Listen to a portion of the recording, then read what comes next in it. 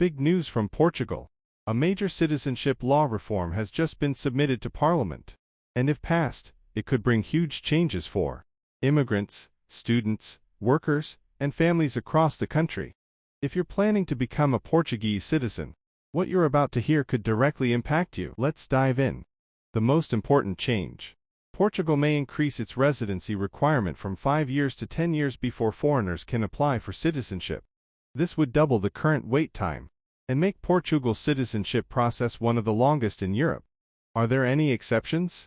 Yes. Nationals from Portuguese-speaking countries like Brazil, Angola, and Mozambique may still benefit from a reduced period of 7 years, but this is still longer than the current 5 years. One important detail is when your residency starts counting. Under the proposed changes, it would only count from the date you receive your first residence permit, not when you entered Portugal or submitted your application. So, if you're planning long-term, it's essential to keep a clear and documented record of your residence permits. The proposal also introduces a tougher integration requirement. To qualify for citizenship, applicants would need to pass an AE2 level Portuguese language test and a new civic and cultural knowledge exam. This means you would have to prove your understanding of Portuguese history, culture, legal rights, and duties.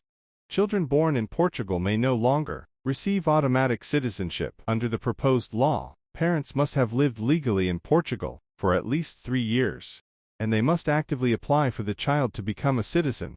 So, birth in Portugal alone would no longer be enough. Another big shift. The government proposes eliminating the Sephardic Jewish naturalization pathway. This route previously allowed descendants of Jews expelled during the Inquisition to apply for citizenship, a program that has faced increasing scrutiny in recent years. There would also be stricter criminal background checks under the proposed rules. If a naturalized citizen commits a serious crime within 10 years of receiving citizenship, the state could potentially revoke it. Family reunification will also face tougher controls. To bring over parents, for example, they must have lived in Portugal for at least 2 years, and the sponsoring family member will need to prove sufficient income, housing, and language proficiency. The proposal also comes with a structural shift. The now dissolved CEF Immigration Agency would be replaced by a new migration enforcement body under the Public Security Police to ensure stricter implementation of the law. Why is this happening now? Portugal's new center-right government, led by Prime Minister Luís Montenegro, is acting with support from the far-right Chega party. They argue that the previous naturalization rules were too relaxed and led to uncontrolled immigration. In 2023 alone, over 141,000 people became Portuguese citizens, a record-breaking figure. Portugal now has more than 1.5 million legal foreign residents, which makes up over 15% of the total population. Currently, more than 400,000 citizenship and residency applications are still pending. The stated goal of this proposal is to slow the pace of naturalizations, improve integration, and crack down on what the government views as abuse of the system. It's important to note that this proposal has only been submitted. It is not yet law.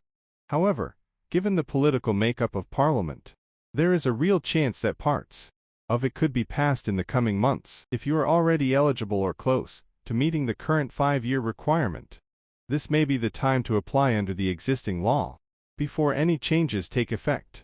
Who should pay close attention? Students who have been in Portugal for several years, workers with legal residency nearing the 5-year mark, families with children born in Portugal, anyone applying under the current rules. If you delay, you might find yourself needing to wait 5 more years. So, what should you do now? Check your official residency start date. Prepare for the Portuguese AE2 exam. Familiarize yourself with Portuguese civic and cultural information. Ensure you have no criminal record, and get official proof if needed. And above all, consider applying before any of these changes become law.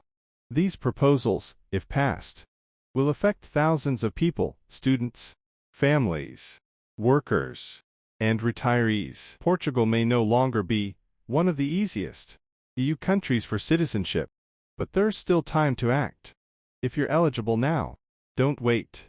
Subscribe for more updates on immigration and global opportunities update. And if you need help navigating this process, drop your question in the comments.